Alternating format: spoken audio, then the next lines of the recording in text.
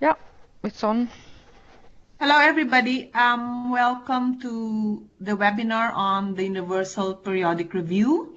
My name is Lalaine Stormorken. I am a CRG advisor at Save the Children Norway. I will be one of the presenters in this webinar, and I will be joined by other colleagues in presenting this webinar. So I just want to give the floor to the presenters to say a few words about themselves. Diarra, you can perhaps start.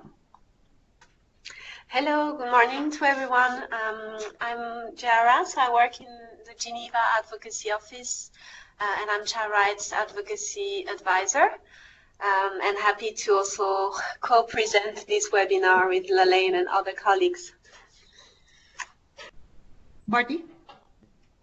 Hi, I'm Barty Mepani. It's a delight to be co-presenting here. I'm the Global Child Participation Advisor for Save the Children UK, and I'm also the chair of Save the Children International's Child Participation Advisory Group. Judas? Hi, my name is Judas Masingi. I'm the Child Participation Advisor at Save Children Norway.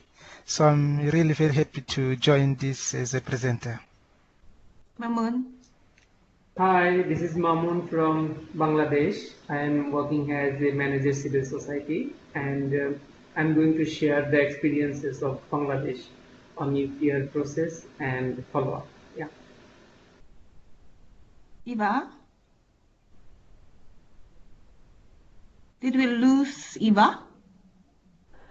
I don't know. It says that she's online, but no. But then it says not on the call. Yeah. Okay, I'll send her an email and try and get her on again. And she can present herself later. And Marie, can you just say a few words about yourself? Marie has been doing a lot of the coordination in this webinar. It's thanks to her that we are having this webinar. So Marie, please. Yes, well, I'm Marie Larsen. I'm the administrator and coordinator in the Child Rights Governance Global Theme. I was just, as Lalaine was just saying, they're helping plan this, and I was previously doing some monitoring on who was doing reporting for the UNCRC.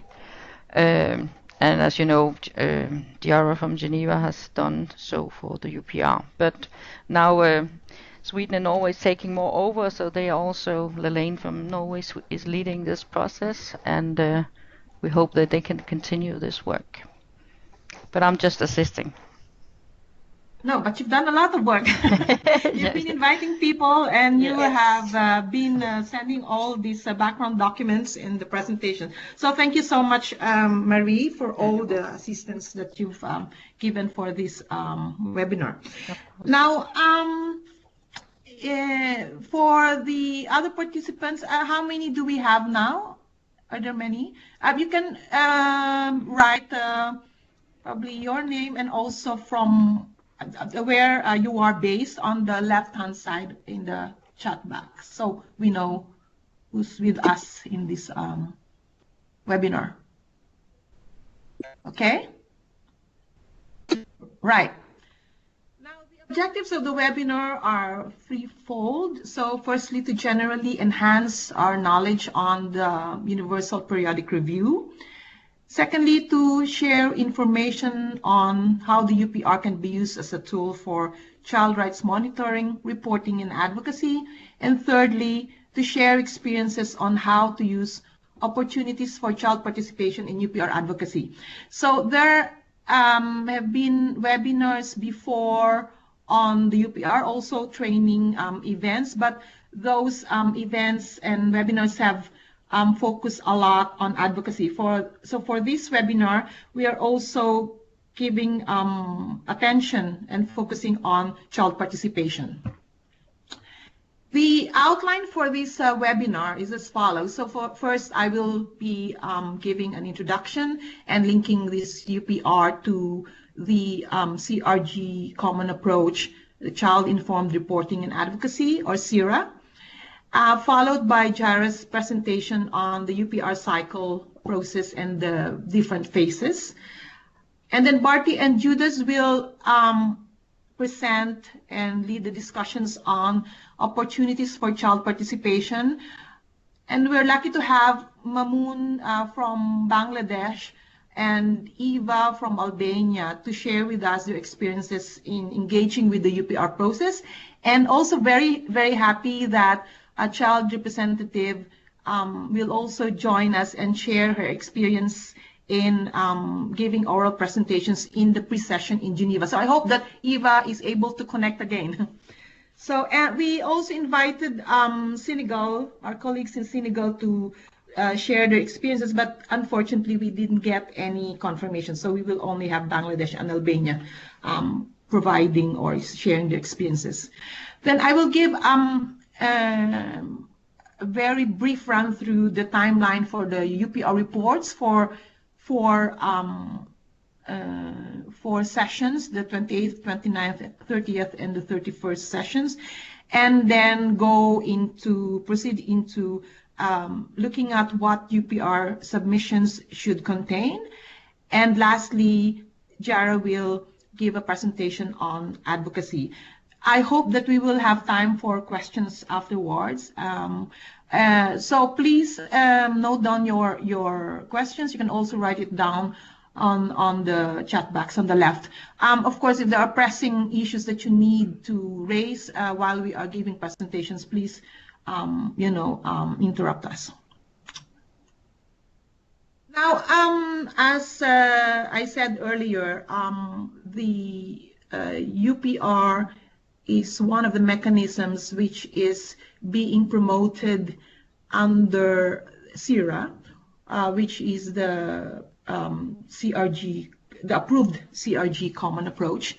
So what is CIRA? It's a proven methodology for engaging children in reporting cycles and creating constructive dialogue between states, civil society, national human rights institutions, and the monitoring bodies, creating space within which real change for children can happen. So in CIRA, there are three key international and regional human rights accountability mechanisms that we are going to use or focus on. The first is the Committee on the Rights of the Child. The second is the African Committee of Experts on the Rights and Welfare of the Child. And lastly, the Universal Periodic Review. So the Committee on the Rights of the Child is based on the Convention on the Rights of the Child. And the reporting mechanism here is covered by a review of the human rights or the obligations of states parties under the CRC by 18 independent experts. The initial report is submitted 2 years after the entry into force or ratification of the convention, and the periodic report should be submitted every 5 years. Now, the Human Rights Council was created by the UN General Assembly resolution in 2006. So the Human Rights Council replaced the Commission on Human Rights. And in this resolution also established the UPR mechanism. It's a peer review mechanism, which means that the 47 member states of the Human Rights Council review the human rights performance of all the member states of the United Nations, 193 of them, and there are no exceptions. The third mechanism under CIRA is the African Committee of Experts on the Rights and Welfare of the Child, which is based on the monitoring work is based on the African Charter on the Rights and Welfare of the Child. There are 11 independent experts reviewing the state's fulfillment of its obligations under the Charter. The initial report is submitted 2 years after the entry into force of the Charter or after ratification, and the periodic report is supposed to be submitted every 3 years. So all these three mechanisms are complementary. Now, but what are the key differences between the UPR and the treaty bodies? So when we say the treaty bodies, these are the bodies which are monitoring the implementation of the various conventions, human rights conventions and treaties. There are 9 at the moment, and one of them is the Convention on the Rights of the Child. So the UPR, as I mentioned, is a peer review mechanism, while the CRC reporting, the CRC is examined by independent experts. Now, the UPR is a political process, and this can be a very powerful tool, actually, because it is governments which are actually examining the human rights performance of other governments, and they are the ones making the recommendations. While in the committee members or experts examine the legal obligation of the states parties under the CRC. Okay, so under the UPR, all international human rights obligations are potentially considered. So this means that the scope of the UPR is quite broad. So here they may examine rights under the Charter of the United Nations, the Universal Declaration of Human Rights, the various international human rights treaties which the state under review has ratified, international humanitarian law, and voluntary pledges and commitments made by states.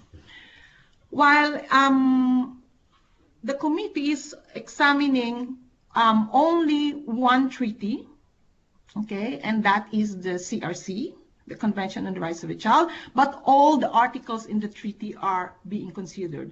In UPR, only specific issues are considered, so specific political priorities. So what is not so good about the UPR is that it may not give attention to some issues if they are not the top of the political priority. So issues may be neglected if NGOs don't advocate for them. Okay. Now, the linkages in terms of the themes, the UPR stakeholder report may refer to relevant recommendations contained in the concluding observations of the Committee on the Rights of the Child. And on the other hand, when we report to the Committee on the Rights of the Child through our supplementary reports, it may contain information on the follow-up to the UPR recommendations. Okay, so we can use the recommendations when we can cross-reference. We can use the CRC recommendations when we are reporting to the UPR, and use the UPR recommendations when reporting to the Committee on the Rights of the Child. So in our lobbying and advocacy work, we may refer to both the CRC and UPR recommendations. When it comes to networks, we build on existing networks of child rights coalitions involved in both reporting processes, and we also work with the same groups of children. Now, why is it so important to use both mechanisms? Because it gives us continuity in the process, ensuring consistent and effective monitoring. It gives more weight and legitimacy to our concerns because we're able to use 2 different mechanisms. And then it saves us a lot of time and resources, because even if the reporting schedules of the 3 mechanisms, at least the UPR and the CRC, are quite different, we can actually use or reuse the data that we collect, the evidence that we collect. Of course, we may need to update those data and evidence depending on the reporting schedules of each of the mechanisms. And of course, we have to monitor progress that have been made or changes that have happened. Now, the UPR can be used to hold governments to account on their obligations and commitments to children, support national accountability processes, including child rights infrastructure and national human rights institutions, and leverage political change on children's rights at national level, promoting legal reform, policy change, budget allocations, and changes in practice. It also creates space and provides a platform for us provides platform for quality interaction between child rights actors. Now, I give the floor to Diarra to present the UPR cycles and also the various phases. Thanks, Lalaine. I hope you can all hear me. So maybe I think we can, before going into the mechanics of the UPR, I think it's also good to take stock of our engagement in the UPR so far, and in the overall assessment as well of our engagement. But maybe just with this slide, it gives you the overview of the UPR cycle. So there have been 2 cycles so far of the UPR, because it is a cyclical process. So every 4.5 years, there is a new cycle of review of states that are coming up for review. So the first cycle was in 2008 to 2012. The second cycle ended last year in 2016, and now we are just starting the third cycle of reviews, and the first session of this cycle will be in May next month, with a couple of countries that are already up for review. So and the cycle will go into 2021. So let's take stock maybe of our engagement first and see what we have achieved as outcomes. So during the first cycle, Save the Children and partner priorities, where we actually submitted 31 submissions in total. So it may seem, quite small when we, consider there are 193 states up for review. But of course, we engage only in the countries where we either have a presence as country office or we have partners we work with. So obviously, it doesn't cover all member states of the United Nations. But still, it is quite a good start, and also bearing in mind that this was a new mechanism, so we needed also to learn about this mechanism and how to engage. So we will see also that this has increased in the second cycle. So also in terms of how our priorities have been reflected in the recommendations, we see that around 50% of issues that Save the Children or partners have raised have been reflected in 50% of UPR recommendations that were accepted by the state under review. So it is half of these recommendations were integrating our concerns. So it's also a good start. Then if we look in terms of how it has impacted policy change at national level, so we have we documented one specific example of Nepal, where from the first UPR cycle we were already able to see some policy change achieved with the adoption of a national children's policy that our coalition, Child Rights Coalition and Save the Children had been advocated for a long time. And following the UPR, also this was adopted. So of course the UPR is not the magic bullet that really led to that change in itself, but certainly it contributed to this change by putting political attention to these issues that may not necessarily be a top priority for the government, with regard to all the range of issues that they have to deal with. But it has put some political attention through the UPR, political pressure from the international community, and speeding up ongoing reform, giving that additional push that helped achieve this policy change. That's why we say that UPR is a catalyst for change, in the sense that it reinforces ongoing advocacy initiatives undertaken at local, national, or regional level. So looking at the second cycle, we see that from the 31 submissions that were made by Save the Children and partners in the first cycle, it has increased to 59 submissions. So it shows the increased traction that the UPR has gained, within Save the Children, but also through other child rights partners that we are working with through the UPR process.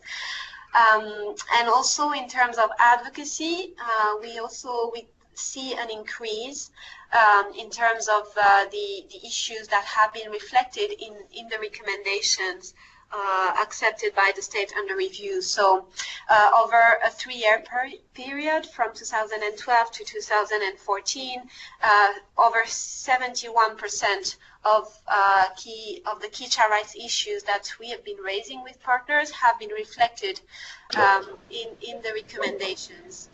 So this is not a full assessment, because it doesn't include 2015 and 2016, which were the last 2 years of the third UPR cycle, and we haven't had the time to really assess the full cycle yet, because it has just ended. But it gives already a good indication of the progress we have made since the first cycle. And also in terms of policy change, we have also documented very good examples. Bangladesh, we will hear later from our colleague how we have engaged and how this has led to changes, but also Pakistan and Zambia. And here I also invite all colleagues here to look at our publication that we did in 2013, about which collect good practice examples of child rights advocacy in the UPR and how this has had some impact in terms of policy change at national level. And we can share that also following the webinar. So let's take a look at the specifics of the UPR cycle, which involves 3 key phases. Phase 1, which is really the preparatory phase for the review. So it is the reporting phase. Phase 2, it's the review itself, where the state is being reviewed by other member states, and it's taking place in Geneva. And then the adoption of the UPR report, which is not during the review itself, but 3 months later during the Human Rights Council session in Geneva.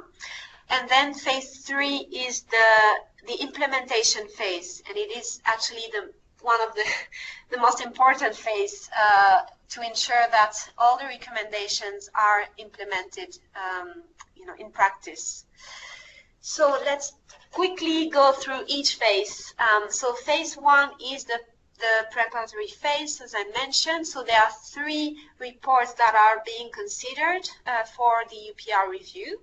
So the national report, which is the state report, and it includes, it is really about the report on the human rights situation in the country by the government itself, and also looking at the progress on the implementation of the recommendations from the first 2 cycles. So especially now that we are in the third cycle, it is important to look at how the recommendations have been implemented so far. Then there is also a UN compilation report, which is compiled by the Office of the High Commissioner for Human Rights in Geneva. And it is a compilation of all the recommendations made by the treaty bodies, including the CRC committee, the special rapporteurs on the different, thematic issues, and then all UN agencies, including UNICEF, for instance. So, and then the stakeholder report is actually the report that will include all the inputs from civil society, and also from national human rights institutions. So this report will also be compiled by the Office of the High Commissioner for Human Rights. So it means that even if we do, as Save the Children or with the Child Rights Coalition, a stakeholder report, there will only be some, some inputs that will end up in this compilation report. So it will not be the full report from us, but only some inputs. But of course, our report will also be, included in the UPR website. So states can also see the report online. Hello? Oh, shit.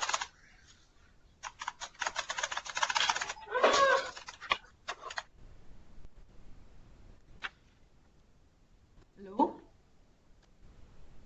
Hello? Hello, Lalaine? Yeah? Can you hear us? Yeah? Is there any difficulties or? It's like I can't hear You can't hear Diarra. us? Okay, Diarra, please say something. I think you've lost her. You lost her. Oh no. She might have to reconnect then. Yeah, we lost her. But are the others still here with us? Yeah, Hello? I think so. I am here.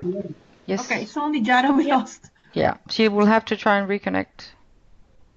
Okay.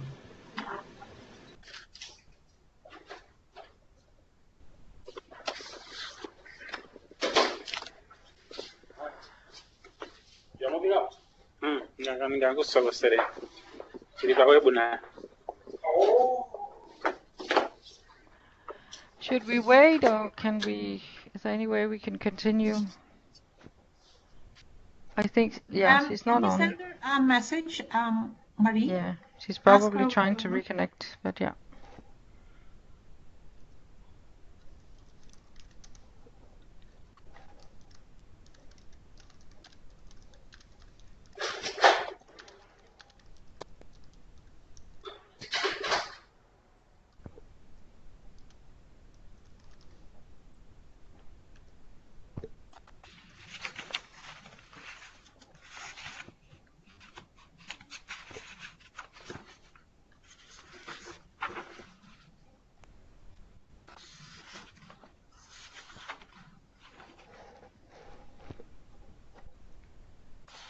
Internet connection for a few minutes, and I'm sorry. Yeah, Yeah, sure. no problem. No worries. So I'm trying to remember where I stopped. Stakeholder report. Yes, right. So yeah, the stakeholder report, it will be, the report from civil society will be in the website and can serve also as input for states before the review. So now let's look specifically at how we can engage in the UPR process. So as mentioned, we can produce a submission, either an individual submission as Save the Children or a coalition submission with other partners. And there is a strict deadline for submissions between 6 to 7 months before the review.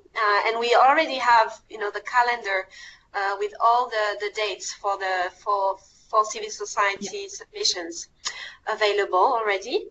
Then, which something new that is for just starting for the third cycle is also a matrix that civil society can populate with information about the assessment of how the state has implemented the UPR recommendations so far, And this is an additional document that can also complement the stakeholder report. Another way to engage is also by inputting into the state report, specifically through national consultations that are organized by the state under review. So these national consultations are not something mandatory, but it's more something that has become an established practice. But unfortunately, not all states are inviting civil society for these consultations, and when they do, it's not always inclusive. So it's good to keep track of those when we have, contacts with governments, officials or ministries, just to find out when these consultations will take place and who have been invited to try to input through this on the report itself. Then UPR advocacy is also an important component to try to influence the recommendations from member states to the state under review. And one key moment is the UPR pre-session in Geneva, which is, as you can see, the picture here is a platform where civil society can meet with member states representatives in Geneva, called the permanent missions of all UN member states, and they can share their concerns and also their recommendations. So this is usually, and this is not a formal pre-session like the CRC pre-session, for instance. This is organized by UPR Info, which is an NGO in Geneva, which is specifically devoted to strengthening civil society engagement in the UPR. But it has also become an established practice, and a lot of permanent missions are attending these pre-sessions to hear civil society concerns and recommendations.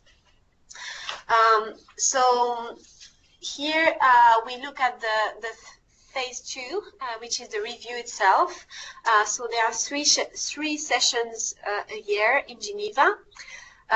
In January, February, April, May, and October, November. So the dates can shift from one year to another, but we already have the dates for this year, so for the May session and the November session.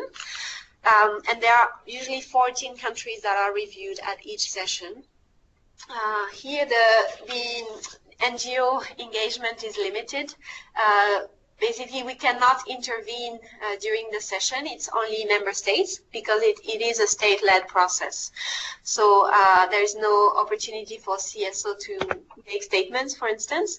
But the other opportunity is, for instance, to organize a parallel side event in Geneva during the session, in parallel to the session, just to raise attention to some issues. Even though it's important to note that during the session, it's not really the advocacy moment, because all the issues would have already been selected by member states. All the statements by member states will be finalized. So it's more a session, a side event for to discuss follow-up, for instance. It could be a good time for that. And then during the step 2 of the review process, which is it's not the review, sorry, it's actually the adoption of the outcome report, which is taking place during the Human Rights Council session, usually 3 months after the review. So the engagement is, during this stage, civil society can actually make oral statements. So this is the only opportunity where civil society can actually speak publicly in the UPR process. So next slide. And then phase 3 is the implementation phase. And as mentioned before, it is really critical that civil society engage in that phase, not only by disseminating the UPR recommendations to all the to all partners, but also children that may have been involved in this process, to ensure that civil society is aware that the UPR has taken place, that the state has accepted some recommendations or noted some recommendations, because not all recommendations are necessarily accepted by the state under review. Sometimes they are noted, which means also rejected in a way, but it is also important to raise attention to those issues and to hold the state to account at national level through a follow-up strategy.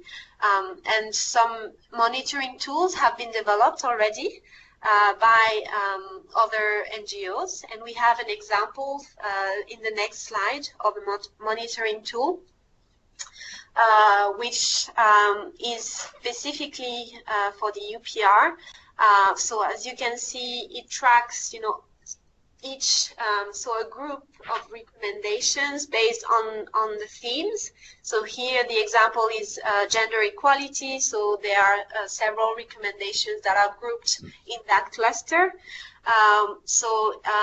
And here it looks also at what other bodies have made recommendations on gender equalities that can be linked to these recommendations, what indicators can be developed to track progress of implementation, what type of measures are required by the states to implement this recommendation, either a budgetary measure or a legislative measure, policy measure, etc. And then who is responsible for implementing the recommendations? So what are the specific ministries or departments in the state that is responsible for implementing the recommendation? And then there is another tool here, but it is not a monitoring tool from civil society, but it is an action plan that is from the government side, basically. So this is something that we would like governments to develop to implement their recommendations and to put in place specific actions that will actually, monitor, in a way, progress towards implementation. So here we have an example that was developed actually by the Afghan government in collaboration with Save the Children and other partners. So the government has actually asked Save the Children to support them in developing this action plan. So this is something also that can be replicated in other countries, depending on the relationship with the government, of course. And you can use that also as a tool to also establish this relationship with the government. So maybe we can go back to the previous slide, which was tracking just the slide before, sorry, which was tracking, including some of the follow-up tool. Sorry, Lalaine, is just the slide before. We lost her again. Hello? Marie? Marie? Yes, sorry. Can you hear me now? I was on mute. Yeah. So we lost Diarra again? Yes, it says I think so. she's in the call, but we can't hear her. Okay. Let's just wait a few... Yeah, while she's reconnecting, so we can just go to a very important aspect of our engagement with the UPR poses, which is child participation. So Barty and Judas, I give the floor to you. Great, thank you. One of the key things that I want to talk about is really what are the strategic opportunities for children's participation within the UPR process. And then Judas will share some practical points on how children could be engaged. And then we'll hear some of the examples from our country representatives on how they have engaged children so far and what some of the learning is from the process. Now, as you've heard, there are many stakeholders involved in the UPR process. So what is it that Save the Children brings to the table? What is our USP, as it were? Now, children are at least 30% of the world's population, and definitely at least 50%, if not more, in some of the countries where we work. Yet we systematically fail to involve them and their voices and their expertise in holding states to account, and in some of these national mechanisms where we can really advocate for children's rights and for the protection and realization of those rights. So the UPR process provides us with a critical opportunity to ensure and strengthen children's participation in advocacy and in accountability. Now, one of the key challenges is to ensure that this participation of children is meaningful, that it is safe, and that it is ethical. We have what we call the UN Basic Standards on the meaningful participation of children, which build on Save the Children's practice standards, which Lalaine referred to earlier. It's really important that we apply all 9 of the basic requirements when we're considering children's participation, so that we are transparent, we are ethical, and we are putting the protection of children at the forefront before we even begin to engage or plan for children's participation in these processes.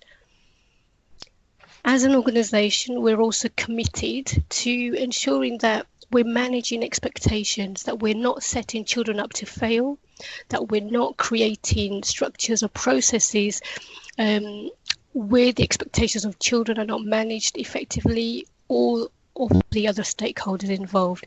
So again, as an organisation, one of the key things we're really concerned about is that we understand the limitations as well as the opportunity the UPR process enables the voice of children to be amplified, and we take those into consideration.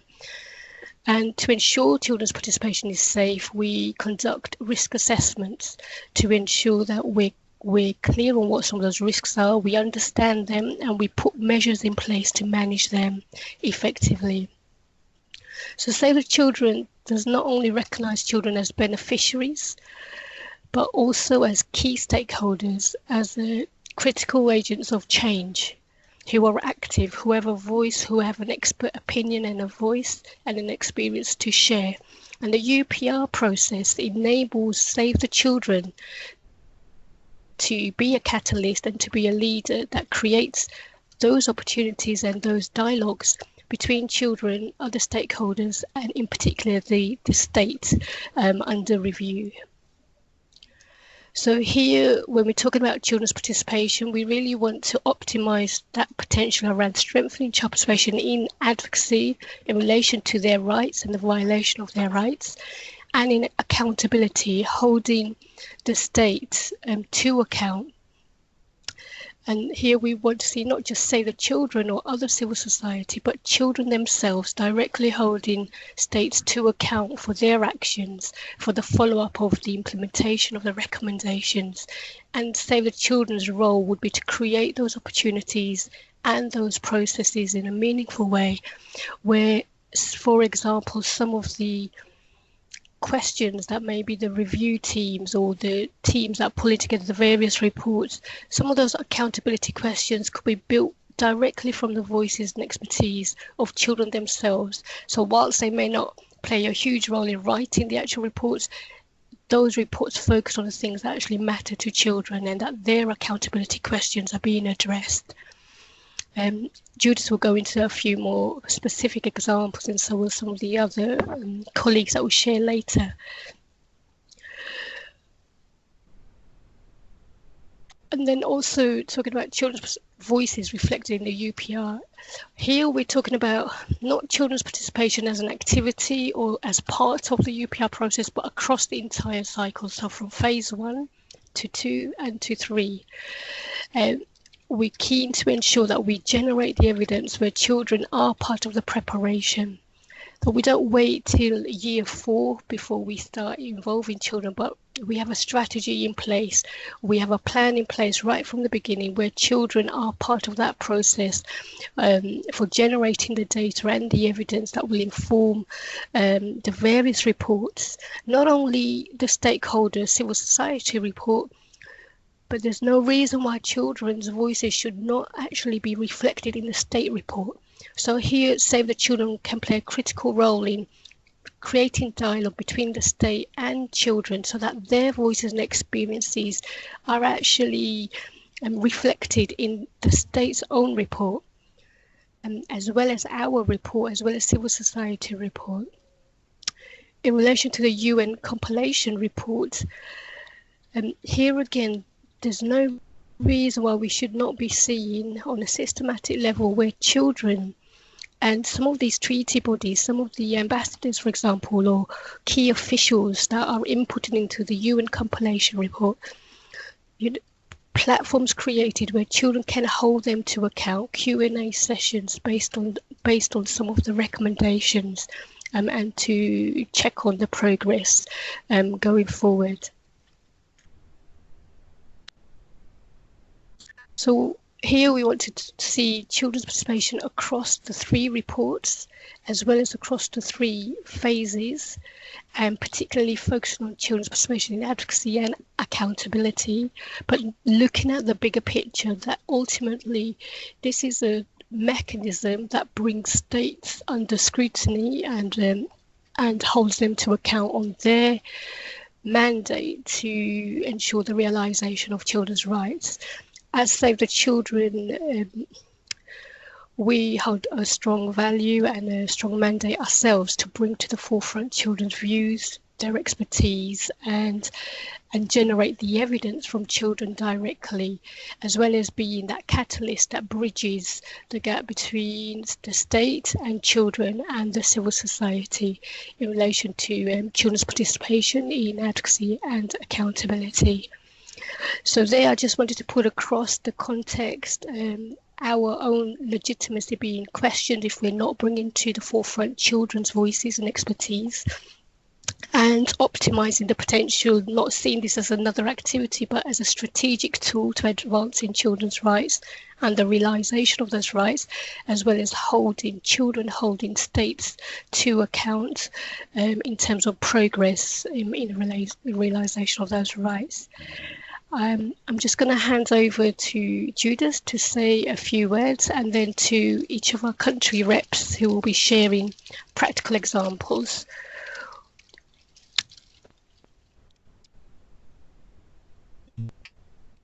Thank you very much, Bati, for this very clear explanation. I think it is really important that you highlighted the fact that Save the Children is the one, should be bringing in the table in this process the children's voice, because it is a very important element of our theory of change. So we have to see children as critical elements or agents of change, and we have to involve them through all the process of UPR.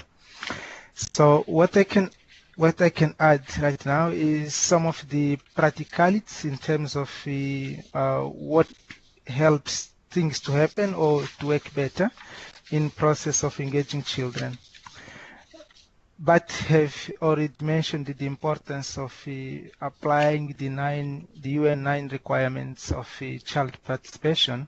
So to do that, we need to follow some steps which will really lead us to make sure that the process of engagement of children comply with the 9 UN requirements. So one of the very important steps when we decide to engage children is to develop terms of reference and tools which then we can help children to get information from other children and make sure that the children themselves, they will prepare their own report. This is very important because we might end in a situation whereby we are the ones who collect information from children, but it is always important that we allow, we give space for children for themselves to lead the process. to gather information for other children. But then we need to develop the terms of reference wherever it's possible together with children themselves, but especially with the coalitions that we decide to work with in country. We have to make sure that the children themselves are trained in participatory research methodologies, because these methodologies will allow them to gather information from other children. One very important step is to make sure that the adults who we work with, especially the members of civil society organizations, the ones that we will be working with, they are familiar with the child participation process, and also they are clear on what they need to do to comply with the UN 9 requirements of child participation. So it's important to train the civil society organizations members on child participation, and at the same time that we are training them about the UPR engagement process as such. One very important aspect when we look at our 2016-2018 strategy and the 2030 ambition is that Save the Children's aim is to reach the most deprived. We would like to make sure that our interventions reach the last child. We are looking for every last child. So it's important that we make sure that we work with the children's groups who will lead the process, but also we work with the civil society organizations, and we facilitate the process of data collection in the geographical areas where we operate, because in many times Save the Children operate in geographical areas where many other organizations are not able to reach, and we have to make sure that those children who many times are the most deprived are the ones who also will have opportunity to have their voice included. We have to make sure that the process is inclusive. One very important aspect which Diarra has mentioned is that we have to make sure that the implementation is one of the very important phases of UPR. This means that we have to make sure that we develop child-friendly versions of the UPR recommendations as soon as those are adopted, so that children can be aware on what are the main recommendations for their country, and then they can be engaged in process of advocacy towards implementation of those recommendations. If we cannot develop child-friendly version of the recommendations, then children will not really be able to do the follow-up as needed is necessary. One of the pitfalls that many times happens is that the children that are engaged in the process, in the reporting process, many times after when the recommendations are issued, many times there is no feedback to those children to explain what happened with the recommendations they provided. So it is very important that we set up systems that will allow feedback being provided for those children who were involved in the process.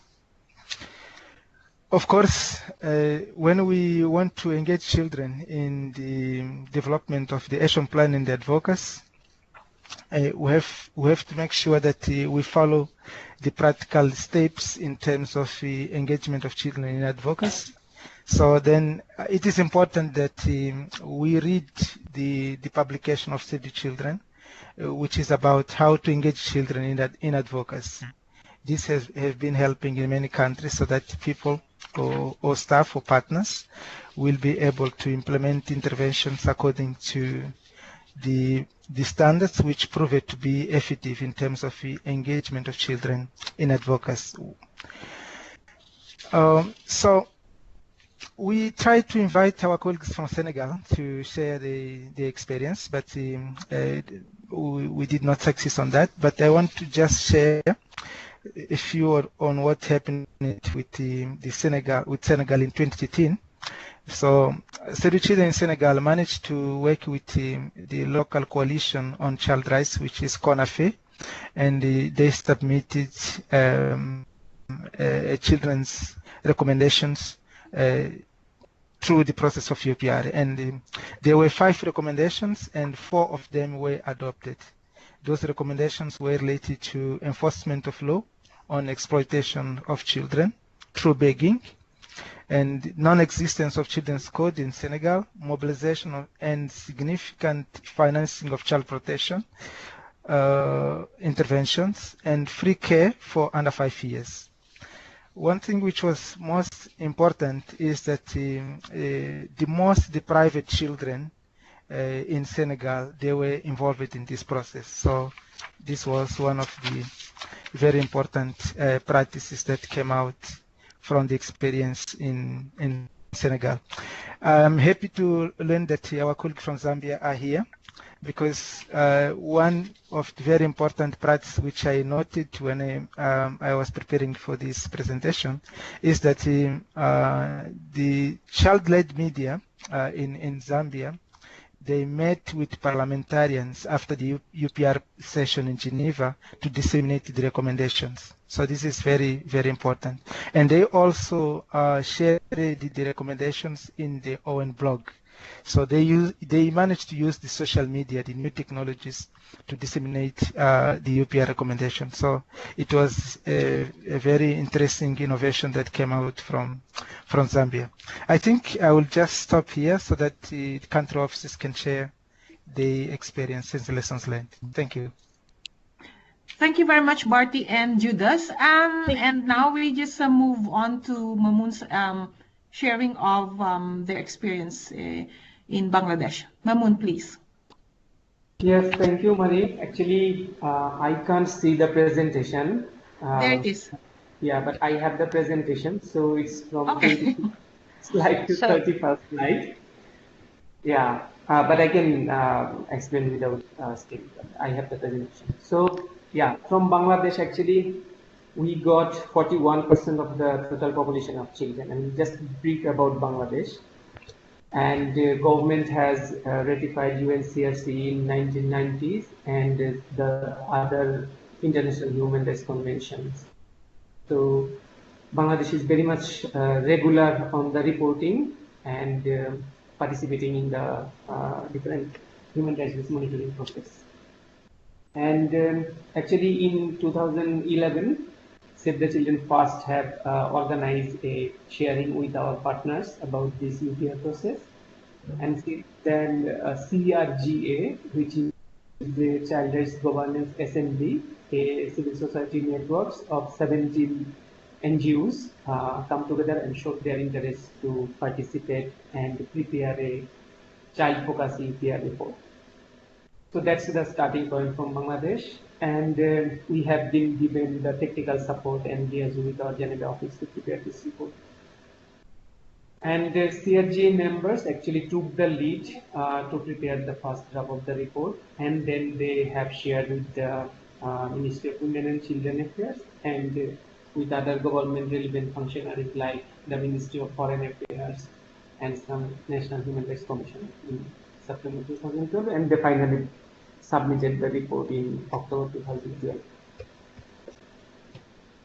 And on the UPR process, submitting the report, the national level advocacy has started, where CIRA have shared with the National Human Rights Commission with some diplomatic mission in Bangladesh. And we have also shared this report with the state party, with the Bangladesh government, and we have found that as a result, the state UPR addressed the number of recommendations from our reports, like on the Children Act, protection of children, elimination of child labor, and of appointment of ombudsperson, etc. On the advocacy at international level, so the CIRA members, financial assistance, which is the human rights organizations, so they have attended on behalf of the coalition in this pre-session in March 2013, and they they also attended this pre-session with the 20 diplomatic mission in Geneva. But apart from this pre-session, they also have the meet with number of diplomat mission in Sweden, Denmark, and other countries.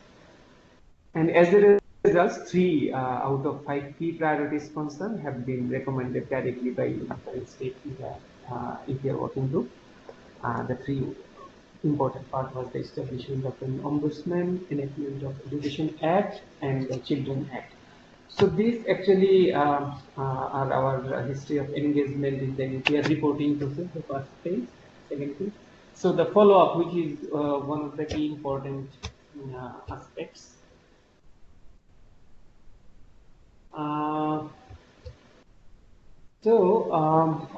We have, after getting this outcome report, we have organized in Bangladesh, our partner has organized this press conference and to share with the civil society about the progress. We have published supplementary in the newspaper. We have developed a media follow-up group on UPR process, and we have disseminated a child-friendly version of the UPR recommendation. And in 2014, we have produced one progress report that the year was actually the 25th years of the UNCRC celebration in Bangladesh. So we published this report based on the UNCRC and UPR update.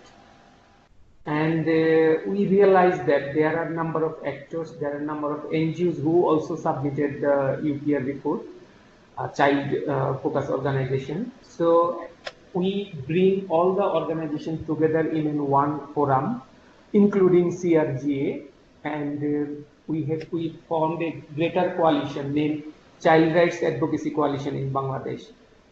And realizing the importance of the UPR and the UNCRC reporting mechanism with all those networks and organizations,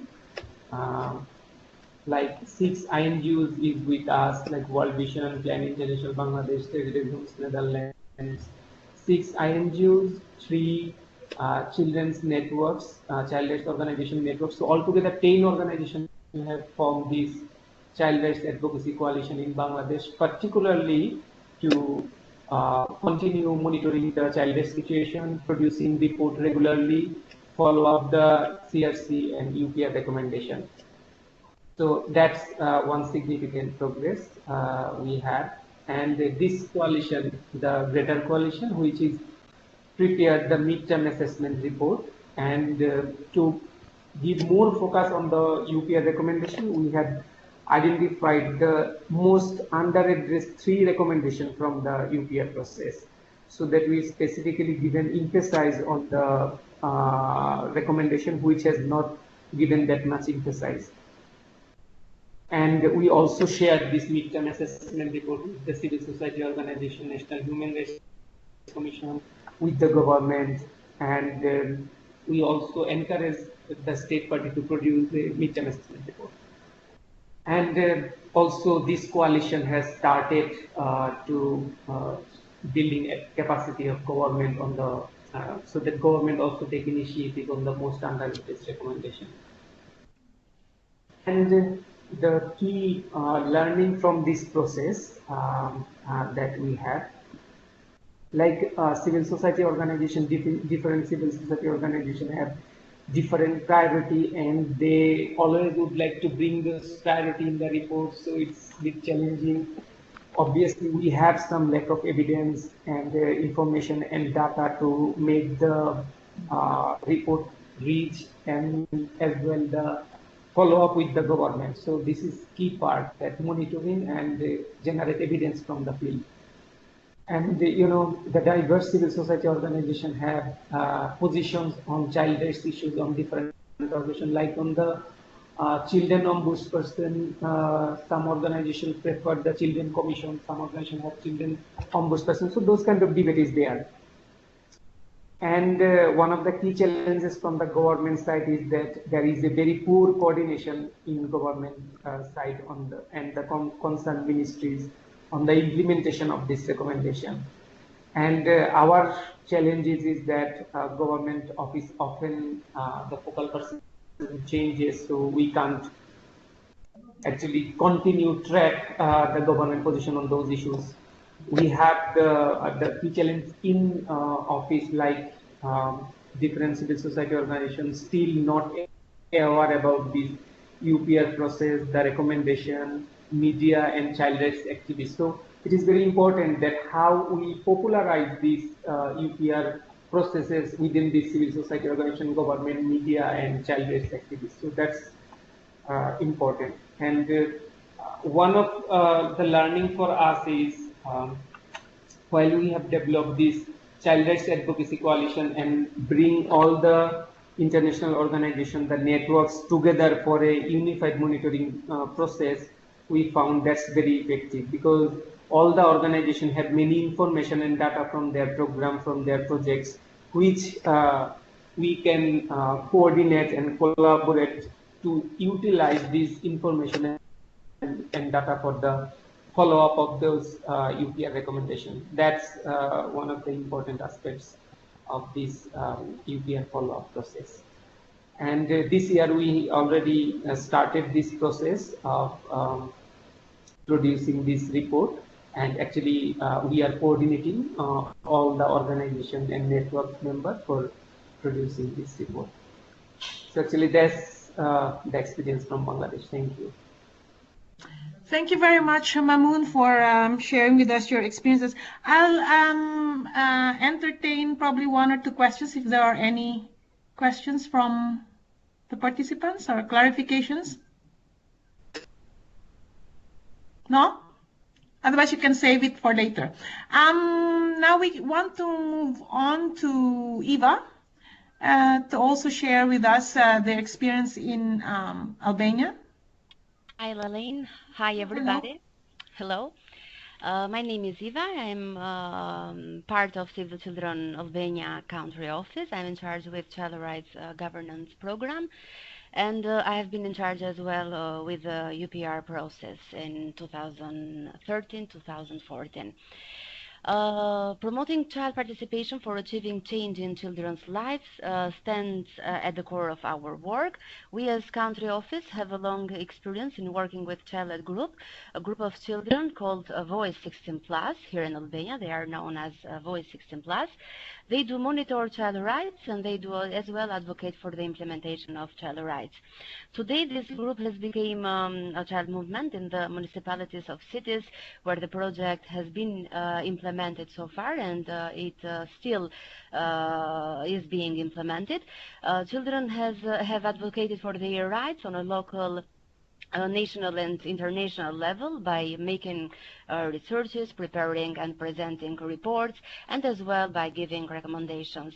They have also prepared the alternative report of the implementation of the Convention on the Rights of the Child presented in Geneva, as well as the Universal Periodic Review report presented in 2014 in Geneva as well. The Albanian reality of applying the rights of children to participate in formulation and implementation of development policies affecting their own future has still a long way to go, but so far good policies and reforms are taking place. Child participation is vital for the positive development of children as individuals, and in the longer term for society as a whole. Let me say that children need to be involved actively rather than just being told what to do, and all the children are given an opportunity to participate and voice their opinion. But despite challenges in the absence of the positive models of child participation and the strong limited cultural trust mentality in the country, the Voice 16 Plus, the group of children supported by Save the Children, has become the trademark of child participation whose engagement at the national level. The strategic vision and approach of working with children, together with the consistency of work over 14 years, has brought positive results in building a solid model for child participation in the country that could be taken as an example of building systemic approaches of ensuring children's right to participation. Save the Children has been very intentional to ensure continuous and systematic child participation in important national and international events organized by not only Save the Children but as well Albanian government. We as country whole office, as I mentioned before, have two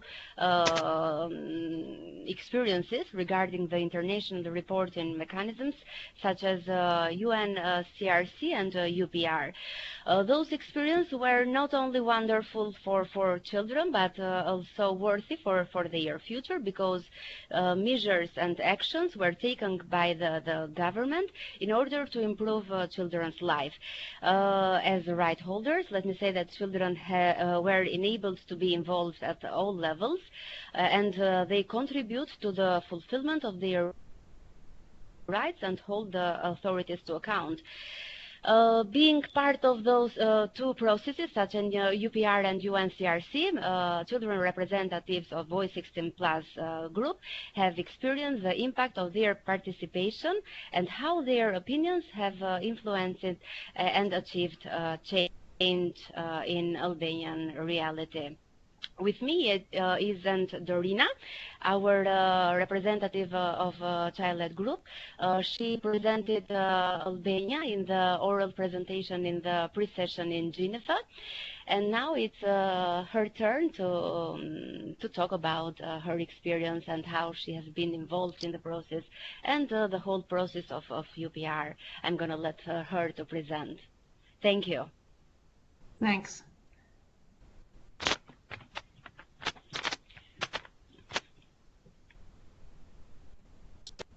Hello everyone. Hi. My name is Darina. I am 17 years old and I live in Albania. 5 years ago, I became part of a child-led group that operates in my city and 3 other different regions of Albania, Voice 16 Plus, supported by Save the Children, an experience which truly changed the way I think, and not only. First, when I became part of the group, the whole thing of monitoring and protecting child rights seemed a bit hard and scary. Also, being part of a group with other children, a very complex group, which I hadn't met before, made me think it would be hard for me to cooperate. It turned out to be completely different from what I thought. First, looking at it through an educational opportunity, it offers the group. It's a great way to raise your capacity.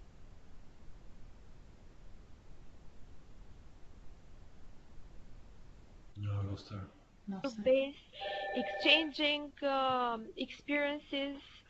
There has been a very considerable amount of new information I have received through being part of its activities. Also, I acknowledge that being part of this group gives you not only space to express yourself, but also opportunities that not all children in Albania have, such as participating in parliament sessions, TV shows, consultative sessions in local and national level with ministers or decision-making processes, but sometimes even in international level, such as the UPR process. I have had this amazing opportunity, chosen by child-led group peers, to represent their work and the concerns of Albanian children in the UPR process. The UPR, we were presented what it was, the UPR, and we were very eager to be engaged in it as child-led group members. We wanted to be part of it, and with the support of Save the Children, that was possible. After getting to know how this process worked and how we could be engaged through an alternative report, the child-led group members came together to discuss as children about our problems in Albania. Through many discussions, we chose 5 basic problems related to education in Albania, healthcare, discrimination, violence, and child participation in decision-making. Then we focused on making some questionnaires, coming up with information which was the reality in Albania. So to have some statistics and also focus groups discussing with our peers to get the best of it, of the information. After getting the information and the data, we made a report with support of Save the Children and World Vision, which was presented in the UPR pre-session in Geneva. We have worked about 6 months on this process. Also capacity building, capacity raising on advocacy, how to write a report and also how to present has been a very important part. We have been part of several workshops as peers, and I think that it was a very successful process because there have been changes in the Albanian reality. It has been a very complex advocating process, and in relation to the education system in Albania, there have been several changes. For example, there have been reforms and private lessons from teachers that somehow were mandatory to students. Now they're not, they're prohibited. Or student governments that are a very important form of child participation in schools now are mandatory and obligatory for schools. And in the past years, the schools could have them only if they wanted. Also, there have been reforms in the health aspect in Albania, health politics, and also in participation in decision making. Children are participating more and more, and that is what we see. In the relation to the follow-up process, we are still discussing on the UPR with decision makers in our municipalities, also in national level with ministries. We have been part of consultative meetings in national level, in central level, also in TV shows. We have presented our problems and given recommendations continuously. Thank you. Thank you very much, Rina, for your very interesting presentation. And I am inspired, and I'm sure many of our colleagues as well are very inspired to continue our work in engaging children in the UPR process. So it's very good. Are there questions so far? We'll take the opportunity now to ask Eva and also Shirina. This is Luz. Yes, Luz, please. Yes, I have a question for Irina. It's about which kind of reflections she has about the process there in Geneva, and about the way that the people in the UPR was listening the voice of children, and at the same time, I don't know if you can listen well. Sorry, can you repeat the question?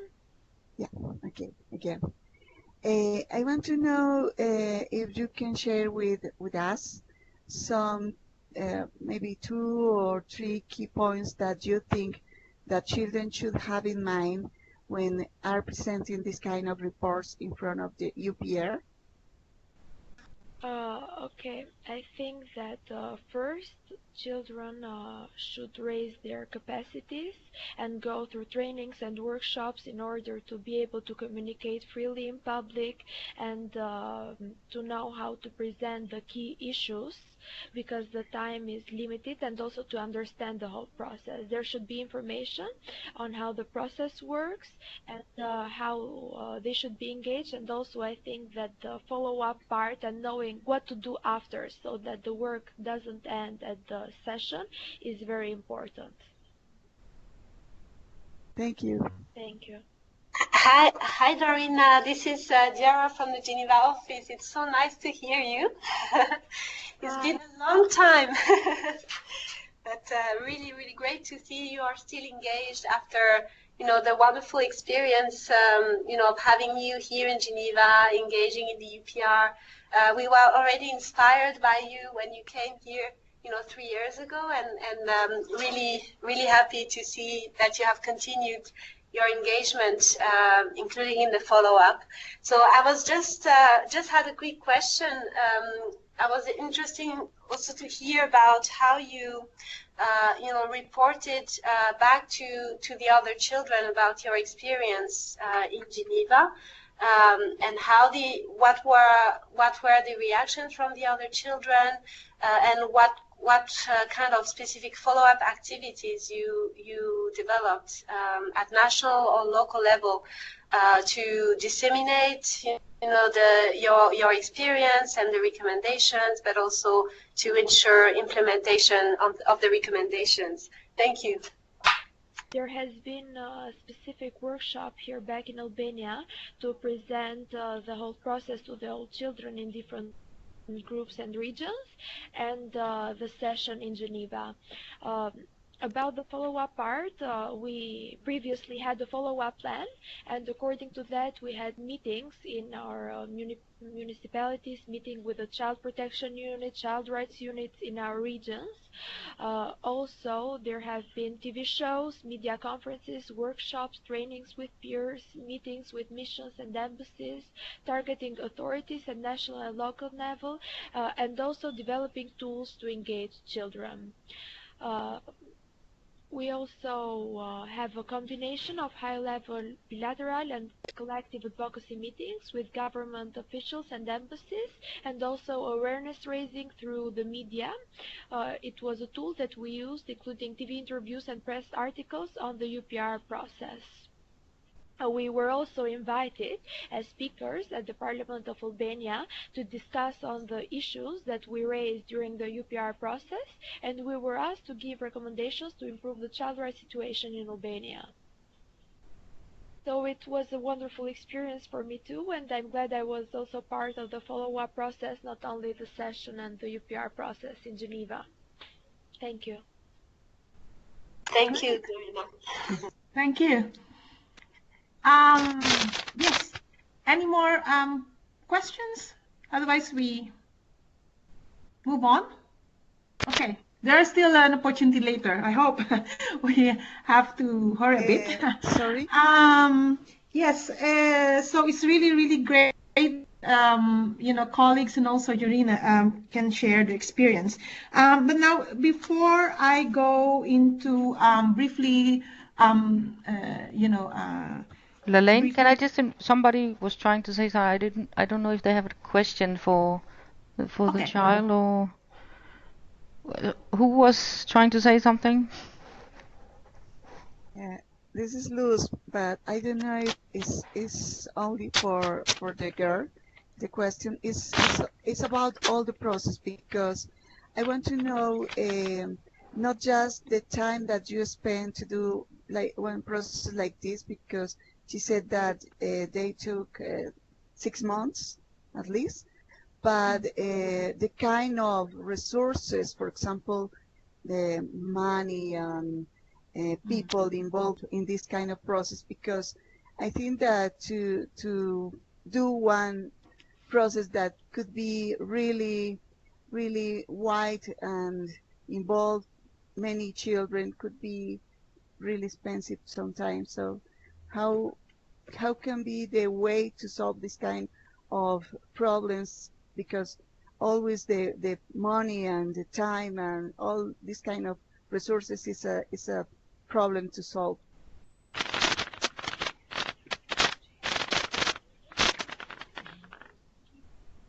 Eva and Jorina, you want to respond to that? Sorry, Luz, can you repeat the question? Because we are facing some problems with the connection and with the audio as well. Hi. Luz? Hello. Yes. Can you repeat the question, please? Yes. I will try to do more short questions. Yes. Do you listen there well? Yeah? Yes. Now, yes. Okay. Well, my question is how you solve the problem that you have sometimes to involve the more quantity of children or the wide spectrum of people in this kind of process. For example, how do you solve the problem of money, and how can engage more children around the country, for Yes. example? Okay, I understand. We as Save the Children has a long experience in collaborating with the child group Voice 16 Plus, 15 years of experience. We have located these groups in 4 regions of Albania, and we do have as well a group facilitator. We only, let's say, pay the group facilitators, and they all work with children in regions. They have been working for so long with all the children in those groups. Those groups are made by children from 14 to 18 years old, and they are, let's say, at least 50 members, 45 to 50 members. They do organize activities in their regions, and as well conduct researches, and as well prepare questionnaires and develop reports supported by Save the Children. But since the fact that are located in their regions, they are the group facilitators who collect all the data and the report and bring to our office to Save the Children. We for the UPR we submitted a joint report with World Vision, so we shared costs regarding the workshops, the trainings, and the participation in the pre-session oral presentation in Geneva. Yes, in the whole process was with divided costs between Save the Children and World Vision, because, as I mentioned before, submitted a joint report with the child group and the peer educators, supported by World Vision. Okay. But we work with our group facilitators in the regions, who as well work with children. And to organize a workshop, we invite only 2 or 3 representatives from each region who brings the voice of all the group. Okay, thanks. Any more questions? Did that answer your question, Luz? Yes? Yes, thank you. Okay. So we can move on now if there's no pressing question. So before I go to the timeline, Diarra, would you like to just present the lessons learned generally? Yeah, sure. Yeah, I think one of the key lessons learned from the first 2 cycles was really the reporting process, which is through the submissions, the written submissions from civil society, is just the starting point. Because usually we see that one of the main challenge is to actually follow up, on the submission, and make sure that this is part of an advocacy strategy that will be beyond the submission, but it will be also involve outreach to embassies, to governments, to the media, to different stakeholders at national level and international level, to make sure that we can have to maximize the impact and ensure influence on the recommendations, and ensure, of course, follow up on the recommendations at national level. So it is really how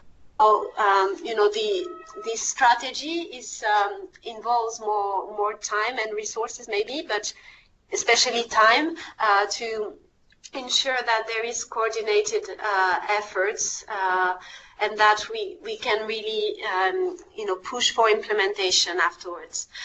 So in terms of follow-up, so ensuring that our engagement towards the different mechanisms, like the CRC reporting as well, but also the SDG accountability mechanism, which is a new platform where we engage as Save the Children, can also refer to the UPR recommendations. It's one way of saving time and resources as well, and ensuring impact, in the longer term. But also engaging with different stakeholders, as I mentioned before, the embassies, but also the donor donor agencies based at country level can also be a good way to ensure implementation of recommendations and pressure from the international community in the implementation phase. So maybe I will go back to that also in the advocacy strategy later on. Okay, great. Thanks very much, Diarra. I will not really spend so much time in going through the timeline because you can go through the next 4 slides later on when we're done. But just to mention that there are 2 points here which are important for us. First is the deadline for our submissions, and then also, of course, our engagement in the pre-session in Geneva. Okay, so, and listed in each of the slides are the Save the Children countries, which are up for review. Okay, so you can just go through that later on. Now, when it comes to the stakeholder submissions, so the submissions give us a possibility to prepare an individual submission and or a joint submission. So this was already mentioned by Diarra earlier. So I've seen a country, last night I was looking at some of the submissions, and we have one country where they submitted both an individual submission and then also a joint submission together with other organizations. So that's also possible. It gives us an opportunity to also reinforce our advocacy messages on health, education, child rights governance, child protection, humanitarian issues. So here, it's very important that we work across the thematic areas and that we also consult other colleagues working in these particular thematic areas. And it gives us an opportunity to engage children in the reporting process. Barty, you want to say something about this, the child-informed or the child-led submission? I think we've covered quite a lot already, but this was just to stress here that wherever it's possible, we should create opportunities, which we heard earlier from Albania as well. That is really the children's voice, not our voice as an organisation or other NGOs, but children's voices and expertise coming to the forefront. So creating child-led opportunities, children to engage with other children, to bring together and clarify their own messages and their own advocacy recommendations to help hold states to account, and Save the Children playing a supportive facilitation role in this process. Okay. Thank you. And it's already also been mentioned that the stakeholder submissions give us an opportunity to hold states to account on the SDG commitments. Just what do submissions contain, or it must contain? First, it must include the follow-up to the first and second cycle recommendations. That means the progress that has been made, the impact on the enjoyment of human rights, regressive actions, if there are any, and actions that remain to be taken. Also, it can contain developments or relevant issues not addressed during previous reviews. So if there are important issues which have emerged and which have not been covered before, then we can also include it here. We have to identify 4 or 5 thematic child rights issues backed up by evidence, data, and references. So we should not, because the space, we're really limited by the amount of issues, that the number of issues that we can cover. So we have to be very, very strategic in our choice of the issues that we cover in the submission. It has to include 2 SMART recommendations under each issue. Avoid combining different thematic issues in one recommendation. So, the most effective stakeholder submissions are those that are targeted It's backed up by arguments with evidence and data, and as I said, include 1 to 2 SMART recommendations under each theme. Other practical suggestions: the submissions should give priority to first-hand information and stakeholders' own views, findings, and conclusions. And second-hand information has to be referenced. It may refer to information from UN bodies and agencies and mechanisms, but should not list all the treaty ratifications or copy concluding observations. So it must be paraphrased and not copy those very long paragraphs in the concluding observations. Also, this is in the technical guidelines for the third cycle. We are encouraged to make submissions accessible for persons with disabilities. Okay. So this is an example that I have here. It was from the submission by the Child Rights Coalition of Zimbabwe in March 2016. So as you can see, it's very, very concrete and targeted. Okay, so the government of Zimbabwe should ensure that primary education is free and compulsory and in line with the obligations under the UNCRC and ACRWC, notably by implementing the Education Act and increasing budget allocation to education by 20% and by 2018. Okay, so it also has a year or a deadline in a way. So this is then the next slide is our recommendations which enjoy the support of Zimbabwe concerning education. So as you can see here, some of the recommendations by the coalition has been taken on board in the recommendations which have been supported by Zimbabwe. The format for the submission for individual submissions is limited to 2,815 words. That's approximately how many pages, Diarra? I'm not sure actually, but maybe 4 or 5 pages. Yeah, about 5 pages it's approximately. to have the word count, exact word count, because they are quite strict with the limitations. Yes, and if it's a joint submission, then the limit is 5,630 words. So the joint submission can be a submission by 2 organizations or more. Okay. Should be submitted as a Word document, paragraphs and pages should be numbered, and it should be clearly identified and submitted by email through the online UPR submissions registration. And you can see here the link. Okay. Now, if you go to the UPR website in the Office of the Office of the High Commissioner for Human Rights, you will find there the technical guidelines. Okay, it's also referred to at the end of this presentation. There are links which you can consult. Now, in the guidelines for the third cycle, you may also include annexes like the matrix assessing and commenting on the level of implementation per theme. So it looks like this. Okay, so it is organized according to themes.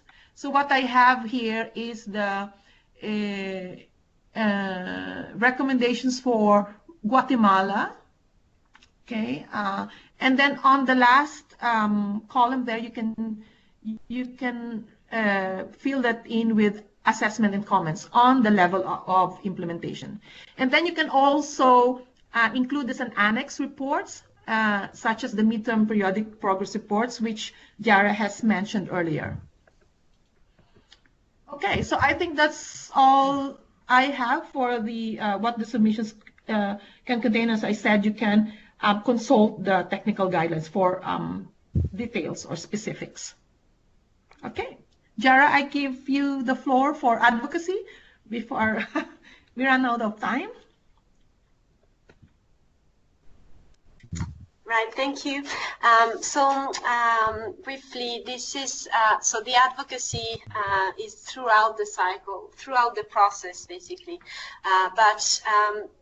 One of the key moments is during this preparatory phase.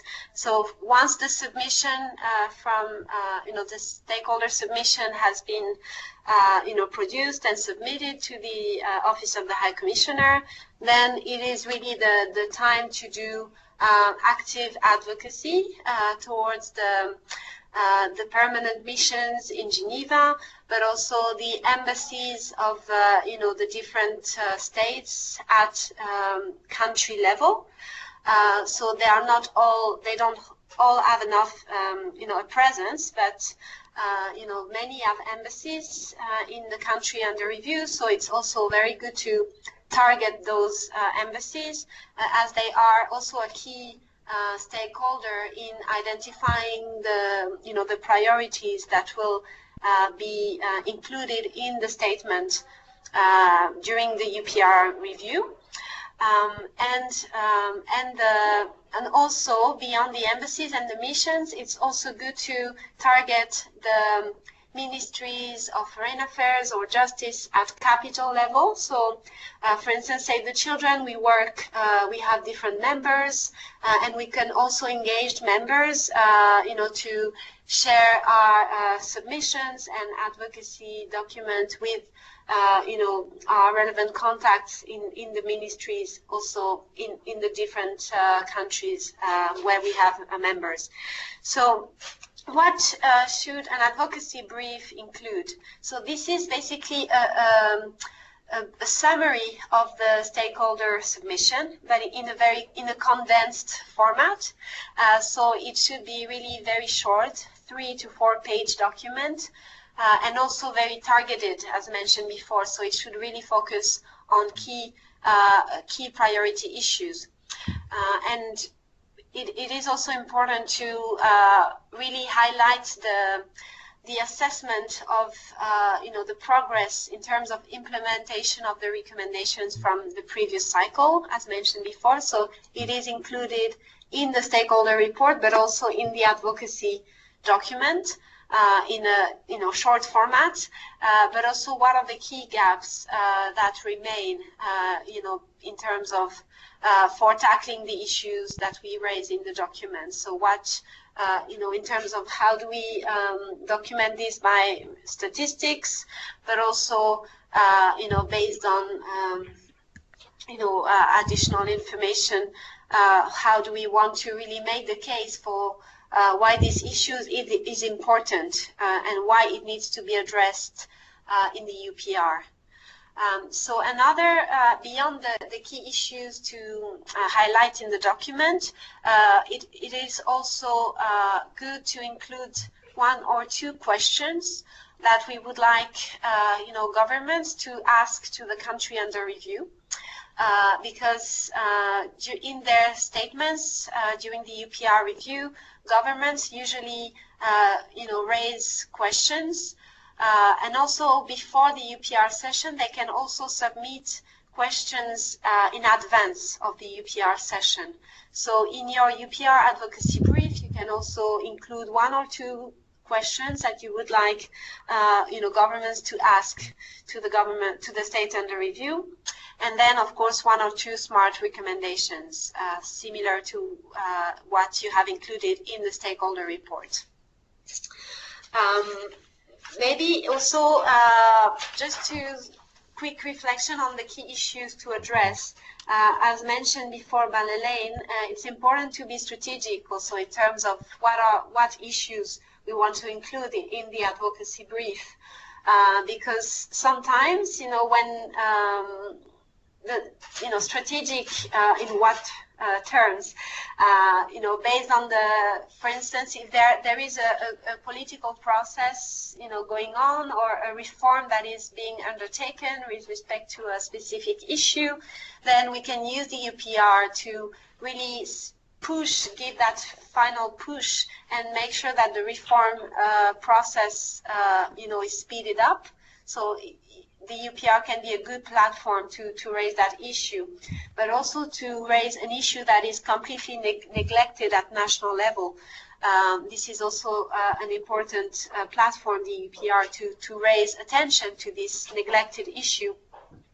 Another important consideration is also in terms of risk assessment, and this is not something we have raised before, but it is important, when you are, even at the outset, when you're considering to engage in the UPR process, you need to think about the risks, because there are risks, obviously, that are going also with the UPR engagement, because it is a public process.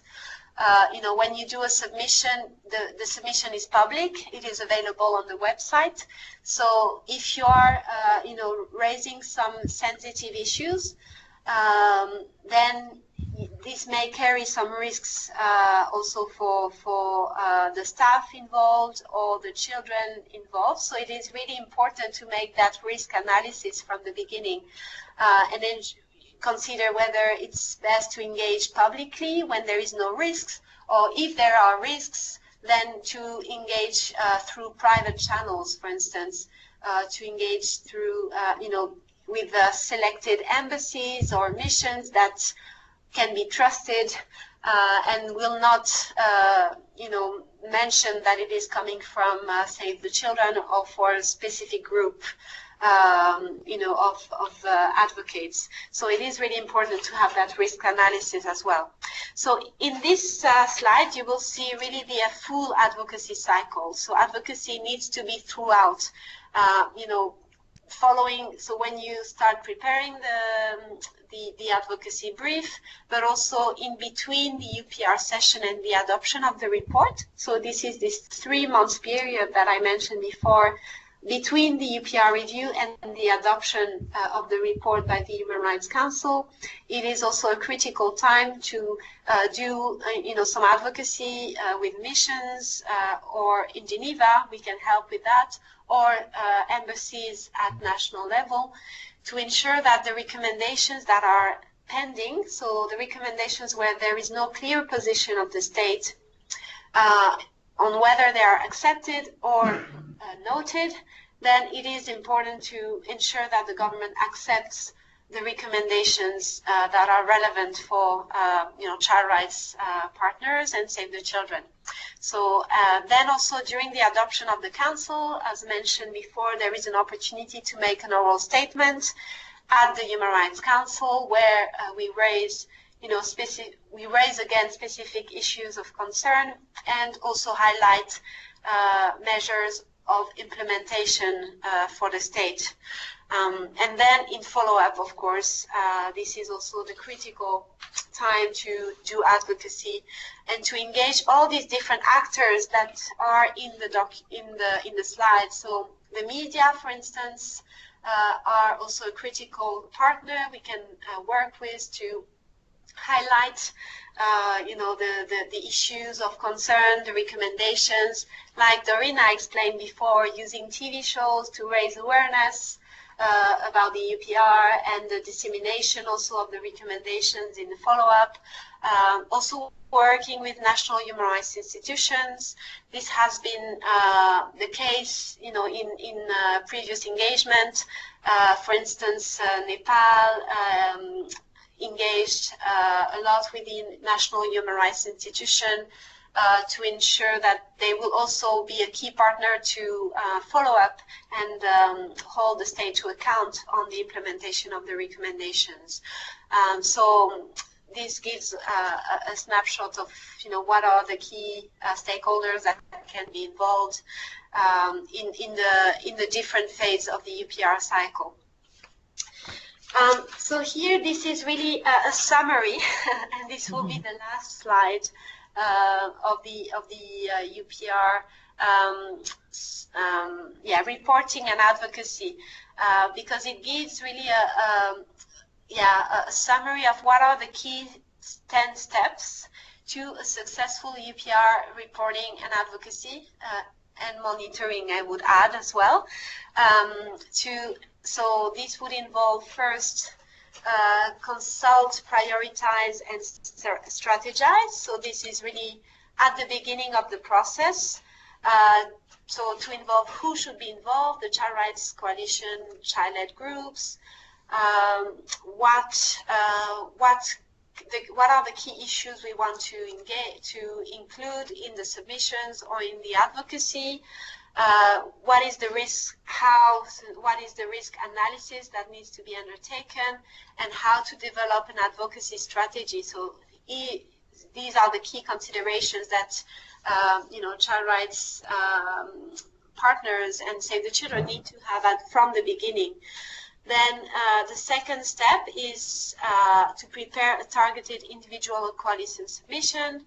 Then to participate in national consultations for the state report.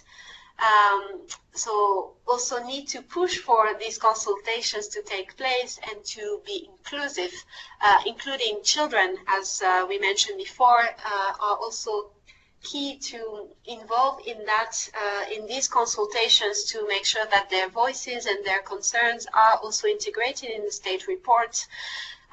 Then to undertake targeted and coordinated pre-session advocacy. So in Geneva, notably, but also at country level. So there have been also cases where pre-sessions have also been taken place at country level as well.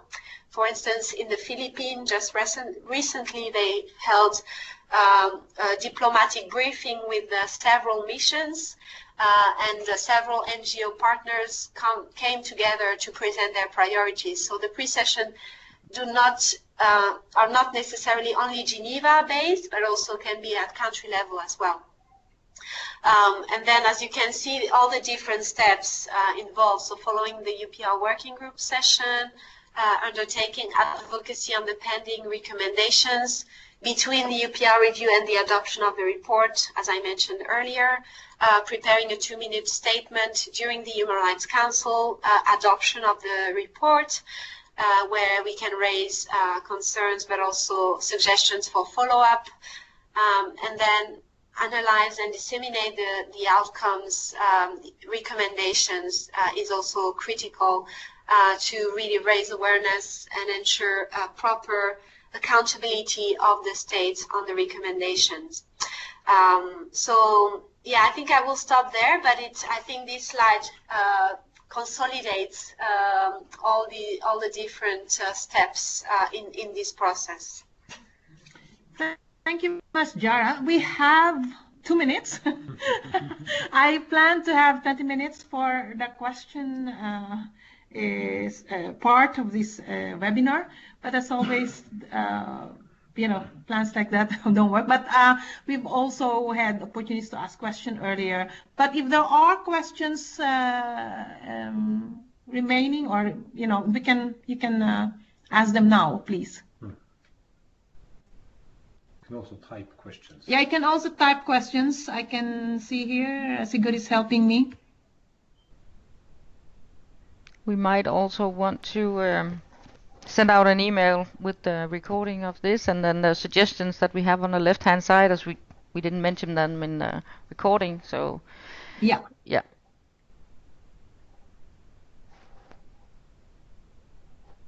You mean we should read those, like what Bart is? Yeah, well, we probably don't have time, so I can maybe send it out when we share the recording. We can send it out, sure. And Perfect. suggest people come back with. Yes. Okay, I thought Pedro was going to ask a question. He was just saying thank you. But are there questions from other participants, or? I mean, Mary and Alex had to leave us due to internet issues, and we never got from Pakistan. I don't think they joined us. And okay. Kosovo also had to be in another meeting. She sent me an email. So, yeah. I have a question. Yeah. Okay. Well, I has been in the 2 past cycles for the review in Colombia, but in that time we had support of the Child Rights Connect. That is the name now. I don't know if this is the one of the key actors that we can involve in this process with you in Geneva, or do you do that for us in this time? Diarra, you want to respond to that? Yes, actually I was coming to that point because I think it's important to also discuss, how the different Save the Children colleagues here who have also facilitated this webinar can support. So Child Rights Connect is really focusing on providing support to civil society into the CRC reporting, but not on the UPR. They don't have capacity, unfortunately, to support on the UPR process. Diarra, I could maybe add in a couple of points. Sorry to interrupt. Sure. Who is that? Sorry. So it's Emma from Child Rights Connect. Okay, good. Yeah.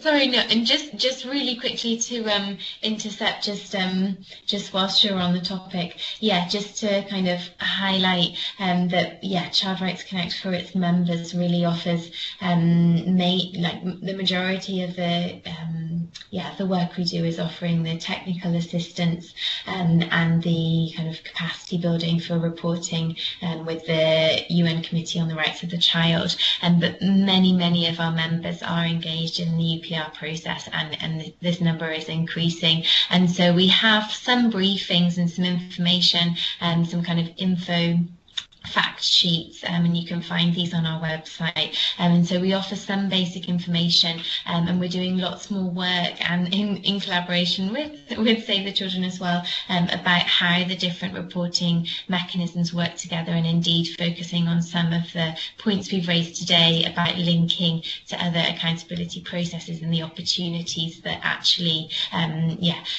using both systems, both kind of cycles together can be really fruitful. So I'll just kind of stop there, but just to say that we do offer some kind of bits of assistance, and we have our fact sheets, and we're becoming much more aware of how our members are engaging, and keen to kind of support in the linkages with the CRC reporting system. Diarra, you want to pick up on that? Well. No, that's great. Really, thank you, Emma, for clarifying this. No, it's fine. I think it's important to also, just situate where we can support and at what level. But also just to add that I understand also that Save the Children Norway will also support where possible, the countries and also the Geneva office can support, but we have unfortunately we had to scale down our engagement in the process due to capacity constraints, and we are now limiting our advocacy support to specific countries involved in the local to global program. So there are a few countries, in the different regions, and some are up for review. But I'm happy to share the list of all the local to global countries. But Lalaine, maybe would you like to say something about how we can further support? Really, we actually don't have a concrete idea yet about how we can coordinate this, but I really think that because this is kind of something new to us, but I think us here at SCN and the Geneva office have to sit down and see how we can kind of coordinate support on, to country offices specifically.